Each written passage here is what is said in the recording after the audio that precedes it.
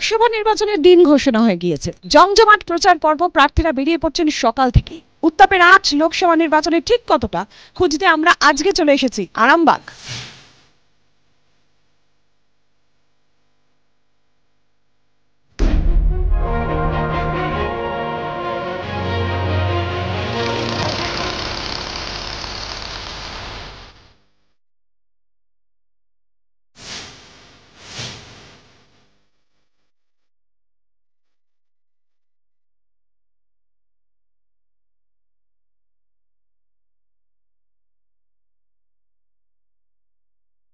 নমস্কার, জি 24 ঘন্টায় স্বাগত। নীলাঞ্জনা রয়েছে আপনাদের সঙ্গে। লোকসভা লোকাল নিয়ে আজকে আমরা পৌঁছে গেছি আরামবাগ লোকসভা কেন্দ্রে। একাধিক ইস্যু এখানেও রয়েছে এবং সাধারণ মানুষের বক্তব্য শুনবো। রাজনৈতিক দলের প্রতিনিধিরা রয়েছেন, তাদের কি বক্তব্য শুনবো। ইস্যু ভিত্তিক অবশ্যই আলোচনা হবে, কারণ সাধারণ মানুষ আগামী 5 বছরে তাদের কি প্রত্যাশা এবং এই বিগত 5 বছরে তারা কি পেয়েছেন, সে সমস্তটা আলোচনা হবে। তাদের মুখ থেকেই তাদের বক্তব্য শুনবো। জনপ্রতিনিধিরা, রাজনৈতিক দলের প্রতিনিধিরা কি বলছেন, প্রথমে তাদের সঙ্গে একটু পরিচয় করে নিই। আমি প্রথমে, আমার সাথে রয়েছেন আরামবাগের বিধায়ক। নমস্কার, আরামবাগ বিধায়ক মধুসূদন বাগ। নমস্কার, শান্তিমোহন সরকার, সিপিআইএম পার্টির পক্ষ থেকে। স্বপন কুমার নন্দী, তৃণমূল কংগ্রেসের জেলা প্রেসিডেন্ট। আমি ভারতীয় জাতীয় কংগ্রেসের রবীন্দ্রনাথ পাল। আরামবাগ লোকসভা কেন্দ্র, একাধিক ইস্যু রয়েছে। ইস্যু ভিত্তিক অবশ্যই আলোচনা হবে। সাধারণ মানুষের বক্তব্য, রাজনৈতিক দলের প্রতিনিধিরাও রয়েছেন, তাদের কি বক্তব্য রয়েছে সেই সমস্তটাই শুনবো। প্রত্যাশা, অভিযোগ সমস্তটাই শুনবো। আমি একটু শাসক দলকে দিয়ে প্রথমে শুরু করি। আপনাদের তরফ থেকে প্রার্থী হয়েছেন মিতালি বাগ, অপরূপা পোদ্দার, যিনি এখানকার সাংসদ, খুব কম মার্জিনে আগেরবার জিতেছিলেন। এবার কি মনে হচ্ছে, কতটা লড়াই মিতালি বাগ দিতে পারবে? আপনারা জানেন যে আরামবাগের মাটি শক্ত ঘাঁটি, মমতা বন্দ্যোপাধ্যায়ের মাটি। কারণ মমতা বন্দ্যোপাধ্যায় আরামবাগের রেল থেকে আরম্ভ করে, মেডিকেল কলেজ থেকে আরম্ভ করে, আপনারা জানেন যে বৃদ্ধাশ্রম থেকে আরম্ভ করে, ভবঘুরে ভবন থেকে আরম্ভ করে, ইলেকট্রিক চুল্লি থেকে আরম্ভ করে, আমাদের যেসব মুসলমান ভাইদের যে ঈদগাহ কবরস্থান আছে সেগুলো থেকে আরম্ভ করে, রাস্তাঘাট থেকে আরম্ভ করে, কৃষকদের উন্নতি থেকে আরম্ভ করে, ছাত্রদের উন্নতি থেকে আরম্ভ করে বিভিন্নভাবে যেভাবে করেছে। তাই ভারতবর্ষের মধ্যে বাংলার যেভাবে মাননীয় মুখ্যমন্ত্রী যে 67টা প্রকল্প দিয়ে যে মানবিক মুখ্যমন্ত্রী যেভাবে আরামবাগের ক্ষেত্রে কৃষকদের, আপনি একটু আগে কৃষকদের কথা বলছিলেন, কৃষকদের সমবায়ের মাধ্যমে তারা ঋণ দিচ্ছে, তাদের সাবসিডি পাচ্ছে, তাদের যে ঋণের উন্নতির কথা আপনি বলছেন। আমি একটুখানি সিপিআইএম কংগ্রেসের কাছেও যাই। উন্নতির কথা বলছেন এবং সেই উন্নতিতে আপনারা সহমত যে এটা হয়েছে? কালের গতিতে উন্নয়ন হয়, কালের গতিতে। কিন্তু লোকসভার ভোট, লোকসভার নির্বাচন নিয়ে কথা হচ্ছে। প্রথমে যেটা আলু চাষের কথা বলেছেন, আমাদের রাজ্যের মধ্যে হুগলি জেলা আমাদের রাজ্যের আলুর বৃহত্তম জায়গা। হুগলি, বর্ধমান 2-3 জেলা মুখ্য ভূমিকা পালন করে।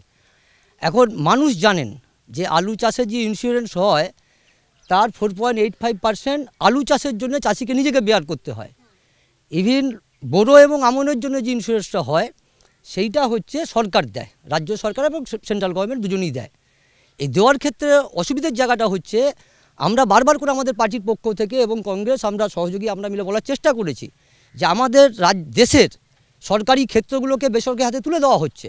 যেমন করে ইন্স্যুরেন্স, চাষিদের ইন্স্যুরেন্সের টাকা সেন্ট্রাল গভর্নমেন্ট, রাজ্য সরকার দেয়। আমাদের দেশের ভারত সরকারের 2-3টে সরকারি ইন্স্যুরেন্স সংস্থা থাকা সত্ত্বেও এরা আদানি আম্বানিদের দেয়। যা হচ্ছে আমাদের, কি বলবেন, আদানি আম্বানিদের সব দিয়ে দেওয়া হচ্ছে। ওনারা সারা জীবন ভুল বলে এসেছেন, ভুল তথ্য মানুষের কাছে পরিবেশন করেছেন। 34 বছর ধরে এই কেন্দ্রীয় সরকারের বিরোধিতা, মার্কিন যুক্তরাষ্ট্রের বিরোধিতা, ভিয়েতনামের নামে মিছিল, এই করে করে আজকে পশ্চিমবঙ্গ বিধানসভায় শূন্য হয়ে গেছেন। কিন্তু আলু চাষিদের সমস্যা যেটা, সেটা তো বাস্তব। আমাদের কৃষকদের জন্য প্রধানমন্ত্রীজির যে কৃষক সম্মান নিধি, সেই কিষাণ সম্মান নিধি প্রতি বছরে 6,000 টাকা করে ভারতবর্ষের প্রত্যেকটা কৃষক পান। পশ্চিমবঙ্গের ক্ষেত্রে দেখা যাচ্ছে যে পশ্চিমবঙ্গের সবচেয়ে বেশি সংখ্যক কৃষককে তারা নথিভুক্ত করেননি। যে কজন নথিভুক্ত হয়েছেন তারা সকলেই 6,000 টাকা নথিভুক্ত হয়নি। কেন বলে? রাজ্য সরকারের দুর্বলতা। রাজ্য সরকারের দুর্বলতা যে পশ্চিমবঙ্গের বেশিরভাগ কৃষকের নাম নথিভুক্ত হচ্ছে না, তাই তারা সেই সমস্ত, এটা ভুল তথ্য দিচ্ছেন। ওরা ভারতবর্ষে কতজনের দিচ্ছে তার চেয়ে বাংলায় অনেক বেশি দিচ্ছে। একটি অঙ্গরাজ্য, সেখানে ভারতবর্ষের যত চাষিদের না দিচ্ছে, বাংলাতে চাচ্ছে বেশি চাষিদের দিচ্ছে। আমরা বামপন্থীরা বারে বারে এটা বলার চেষ্টা করেছি যে দয়ার দান নয়, যে ফসলের সহায়ক মূল্য বাঁধতে হবে সর্বভারতীয় ক্ষেত্রে। এবং আমরা স্বামীনাথন কমিশন, আমরা যখন কংগ্রেস সরকারে ছিল আমরা বলেছিলাম যে একজন কৃষি বিজ্ঞানীকে দিয়ে তদন্ত কমিশন করা হোক। উনি রিপোর্ট দিয়েছেন যে কৃষকের ফসলের যা খরচা হবে উৎপাদন খরচ তার 1.5 গুণ লভ্যাংশ বেঁধে দিতে হবে সরকারকে। সেটা না করে রাজ্য সরকার এবং কেন্দ্রীয় সরকার তারা দয়ানদার হিসেবে তৃণমূল কংগ্রেস যে পশ্চিমবাংলায় মহিলাদের উপর অত্যাচার করেছে, তাই সন্দেশখালী মা বোনেদের প্রতিনিধি হিসেবে একটা পিছিয়ে পড়া দলিত সম্প্রদায়ের মা রেখা পাত্র, যেটা আমাদের ভারতবর্ষের গর্বিত, সেই রেখা পাত্র ওনাকে আমরা প্রতিনিধি করে পাঠাচ্ছি দিল্লির বুকে। এখানকার আরামবাগের এত কাজ করেছে, তাতে ওনাদের দল টিকিট দেয়নি, এবারে দুবারের সাংসদকে টিকিট দেয়নি। একটা যেরকম আলু চাষিদের সমস্যা, সেটা নিয়ে অভিযোগের পালা চলছে, কিন্তু আখেরে সমস্যার সমাধান কবে হবে সেই প্রশ্নটা থেকে যাচ্ছে। আরও একটা জ্বলন্ত সমস্যা এই আরামবাগ লোকসভা কেন্দ্রে, সেটা হচ্ছে নদী ভাঙন। সেই সমস্যা রোখার জন্য কি করছে কেন্দ্র, রাজ্য, তৃণমূল কংগ্রেস, বিজেপি কি করছে? আপনারা জানেন যে নদী ভাঙন আমাদের আরামবাগ বন্যা যেটা আছে, আপনারা জানেন যে 7টা বাঁধ হওয়ার কথা ছিল, ড্যাম হওয়ার কথা ছিল। আমাদের যে নিম্ন দামোদর, এটা আমরা অলরেডি বারবার কেন্দ্রের কাছে পাঠিয়েছি, হয়নি।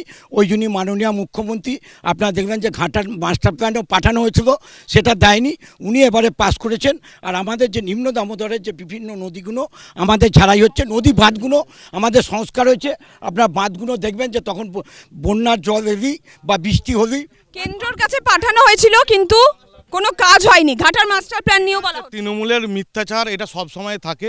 একটা জিনিস আপনাদেরকে বুঝতে হবে, কেন্দ্র থেকে যখনই টাকা পাঠাচ্ছে, তার ওনাদের সাংসদ মালা রায়ের ভাষায়, ওনাদের সাংসদের ভাষায় 75% কাটমানি এবং 25% নিচু তলার কর্মীদের পকেটে ঢোকে। তাই এই কাটমানির রাজ্যে আপনাদের এমপির পারফরমেন্স বলুন। নদীর বাঁধ ভাগে বন্যা হয় বৃষ্টি বেশি হলে, তা ওনারা বলেন ম্যানমেড বন্যা, মানুষের তৈরি। আমরা সেই জন্যই বারে বলেছি, যেমন দুর্গাপুর ব্যারেজকে তাকে সংরক্ষণ করা, এই বাঁধগুলোকে রক্ষণাবেক্ষণ করা, এই জলকে ধরে রেখে। আরামবাগ মাস্টার প্ল্যানের প্রকল্পটা কংগ্রেসের, এই কংগ্রেসের প্রকল্পটা বামপন্থী আমলে যেমন রূপায়িত হতে পারেনি, এই তৃণমূল সরকার বাস্তবে সেটা রূপ দিতে আজও পারেনি। কংগ্রেস বললো ওরা রাজত্ব ছিল, আপনার কেন্দ্রীয় সরকারে ছিল, ওরা যে আর একটা ড্যাম করার কথা করেনি, ওই জন্য মাননীয় মুখ্যমন্ত্রী করছে। আপনি নদী বাঁধগুলো দেখবেন কত সুন্দরভাবে। সাংসদ কি কাজ করেছে এই প্রশ্ন তোলা হচ্ছে। কে সাংসদ? আপনারা জানেন না, আগে আরামবাগে কেউ চাকরি করতে আসতো না, এখন আরামবাগে এমনভাবে যে আপনার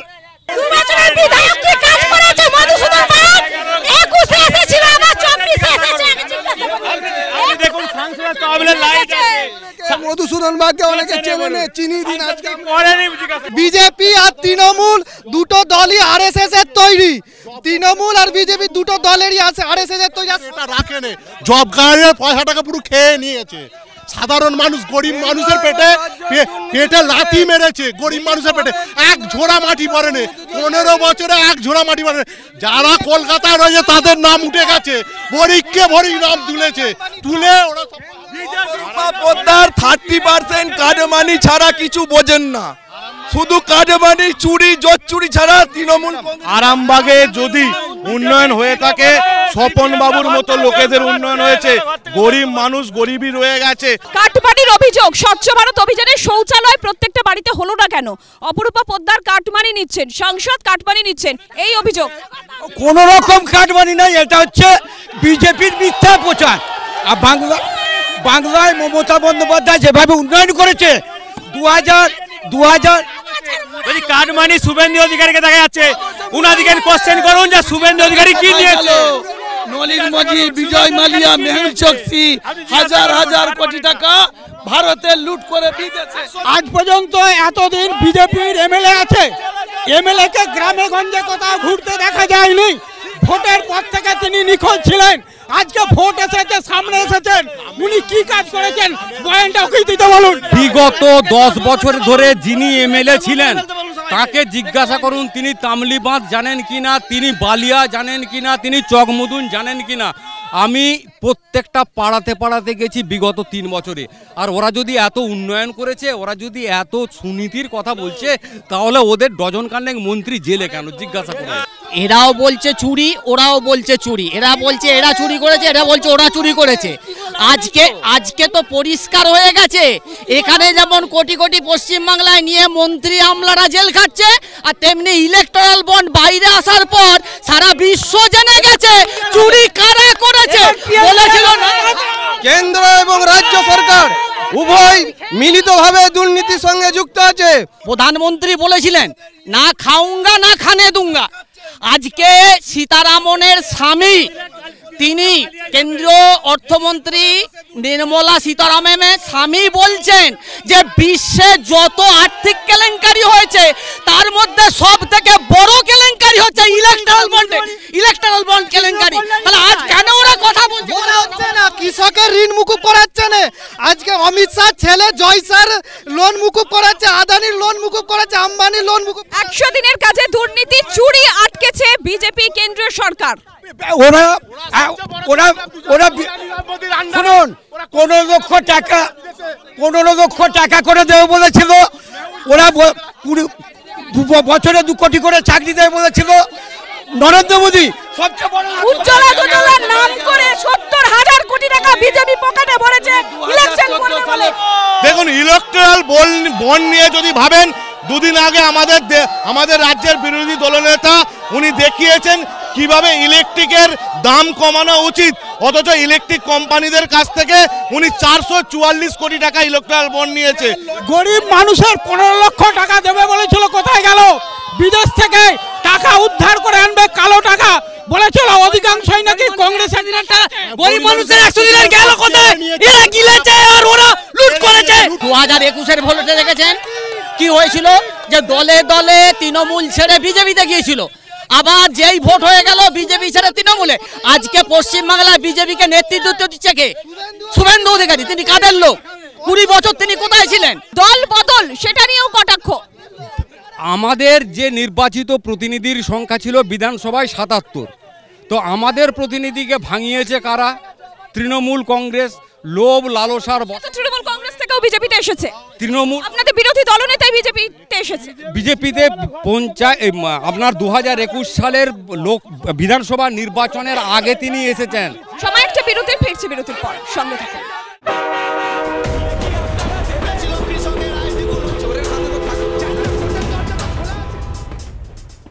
আরও একটা ইস্যু যেটা রয়েছে, তারকেশ্বর এবং বিষ্ণুপুরের যে লাইন, সেই লাইন ভাবাদিঘির কাছে সেই জটে এখনো পর্যন্ত আটকে রয়েছে, যার জন্য কামারপুকুর রেল লাইন থেকে বঞ্চিত। এর দায় কে নেবে? আসবো প্রতিনিধিদের কাছে। আপনার যে রেল প্রকল্প, স্বপ্নের যে রেল প্রকল্প, তারকেশ্বর থেকে বিষ্ণুপুর পর্যন্ত রেল যাবে, সেই রেলের জন্য জমি কাকে দিতে হবে? এটা তো রাজ্য সরকারকে জমি দিতে হবে। সেই রাজ্য সরকার কি ভাবাদিঘির জমিটা দিতে পেরেছে? রাজ্য সরকারের ব্যর্থতা ঢাকার জন্য ভারতীয় জনতা পার্টির নেতৃত্বাধীন যে সরকার রয়েছে, সেই সরকারের উপর বা তার যিনি রেলমন্ত্রী রয়েছেন অশ্বিনী, রেল জমি সরকার রেলের জন্য জমি দিচ্ছে না, এটা রাজ্য সরকারের ব্যর্থতা। রাজ্য সরকার জমি জট কাটাতে পারছে না। ওটা সিপিএম বিজেপির গটাপে যে মমতা বন্দ্যোপাধ্যায় রেল দিয়েছে, ওটাকে বন্ধ করো। সিপিএম বিজেপি যৌথভাবে। মমতা বন্দ্যোপাধ্যায় তো রেল জমি দিচ্ছে না, বন্ধ করছে। ওরা বন্ধ করে দিয়েছে মমতার রেলকে বন্ধ করার জন্য। তারকেশ্বর বিষ্ণুপুর রেল বাম সরকারের সময়ে প্রথম কম বরাদ্দ হয়, যখন দিল্লিতে বাম সরকার আমরা সমর্থন করেছিলাম, সেই সময় জমি অধিগ্রহণ। তারপরে আজকের মুখ্যমন্ত্রী যখন রেলমন্ত্রী ছিলেন তখন ত্বরান্বিত করেছেন, কিন্তু এই প্রকল্প বাম সরকারের সময় থাকাকালীন জমি অধিগ্রহণ এবং তখন কম পরিমাণে টাকা বরাদ্দ হয়েছিল। এরা তৃণমূলের লোকেরা তাদের জমি বাঁচানোর জন্য দিঘির পাট দিয়ে 2খানা ম্যাপ আছে, গুগলে এখনও শো করছে। আমাদের বক্তব্য হচ্ছে এখনই তারকেশ্বর থেকে বিষ্ণুপুর রেল সংযোগ হওয়া দরকার, এখনই হওয়া দরকার, এবং রাজ্য সরকার এবং দিল্লি সরকারকে অবিলম্বে এই বিষয়ে হস্তক্ষেপ করে এই রেল সংযোগ করতে হবে। বলবো, রেলের ব্যাপারটা নিয়ে তৃণমূল বিজেপি নাটক করছে। তৃণমূল এতদিন ক্ষমতায় আছে, তারা জমি অধিগ্রহণ করতে পারেনি। যে বিজেপি এসেছে, বিজেপি এখনো সেই কাজটা করে উঠতে পারেনি। তার মানে এরা দুজনেই কি করছে? ভোটের উস্কানি দিয়ে এরা অক্সিজেন তৈরি করে রাখছে, যাতে ভোটটা নিয়ে ওরা রাজত্ব না করতে পারে। রেল সারা জীবনেও হবে না। দাদা দিদি দুই চোর, একমাত্র সিপিএম ছিল ফ্রেশ, যাদের কেউ জেলে যায়নি, এখন বন্ধ করে জেলে যায়নি, অক্সিজেন একজনকে দেখাই ও ভাইপো কবে জেলে ঢুকে যেত না অক্সিজেন পুরো ওইটা একজনকে দেখা একজন তার মানে একমাত্র যে ফেস এখানে যদি দেখতে পারেন এরা সিপিএম আর কংগ্রেস এমনি আপনার ক্যামেরার সামনে দেখা যাচ্ছে ওরা একই কোলে দোল খাচ্ছে। এরা যখন পশ্চিমবাংলার রাজত্ব ছিল সিপিএম বলতো কংগ্রেসের কালো হাত গুঁড়িয়ে দাও ভেঙে দাও, আর আজকে আরামবাগ লোকসভার কোনো ক্যান্ডিডেট নেই সিপিএমের, সেই সিপিএম বন্ধুরা ওই হাতকে প্যার মহব্বত করে আবার ছাপ্পা মারবে। তো এইটা হচ্ছে সিপিএমের কালচার।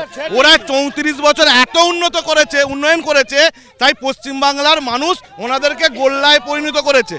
এদের কথা আমরা বেশি বলতে চাই না, শুধু একটাই কথা বার্তা দিতে চাই তৃণমূল কংগ্রেসকে, যদি আরামবাগ লোকসভায় উন্নয়ন হয়ে থাকে তাহলে তৃণমূল কংগ্রেসের মমতা ব্যানার্জির ছোট ছোট ভাইয়েদের এই স্বপন বাবুর মতো ভাইয়েরা উন্নয়ন করেছে। বলছি এরা প্রার্থী বলছে প্রার্থী আমরা যে আন্ডারস্ট্যান্ডিংয়ে প্রার্থী করি সেই আন্ডারস্ট্যান্ডিংটা চলছে, প্রার্থী নির্দিষ্ট সময়ে হবে, কিন্তু ওদের মতো পরের থেকে নিয়ে তো আমরা কোচর ভরি না। তৃণমূলের বিজেপির 3 জন বিধায়ক তৃণমূলের প্রার্থী হয়েছে, আবার তৃণমূল থেকে যে বিজেপির প্রার্থী হচ্ছে, এই যে যাওয়া আসা আমাদের ওটা নেই। আমরা আদর্শে বিশ্বাসী এবং সেই আদর্শে একটা জোট সারা ভারতবর্ষে বিজেপিকে হারাতে হবে। লোকসভার লড়াই, একাধিক ইস্যু রয়েছে, সাধারণ মানুষের সমস্যা রয়েছে। যেই প্রত্যাশা বিগত 5 বছরে ছিল সেই প্রত্যাশা কতটা পূরণ হয়েছে সেটা তো সাধারণ মানুষের বক্তব্যে উঠে আসছে, কারণ অভাব রয়েছে, অভিযোগ রয়েছে, আগামীতে আরও প্রত্যাশা রয়েছে। যেই ইস্যুগুলো সেগুলো আগামীর যিনি জনপ্রতিনিধি হবেন তিনি কতটা পূরণ করতে পারবেন সেদিকে যেরকম নজর থাকবে, সাধারণ মানুষ তারা কোন পক্ষে থাকলো, তাদের রায় কি সেদিকেও নজর রাখবো, তার কারণ তার প্রতিফলন তো ভোট বাক্সেই হবে। লোকসভা লোকালে আজকে এখানেই শেষ করছি, আপনারা দেখতে থাকুন জি 24 ঘন্টা। বাংলার আওয়াজ, বাঙালির আবেগ, জি 24 ঘন্টা।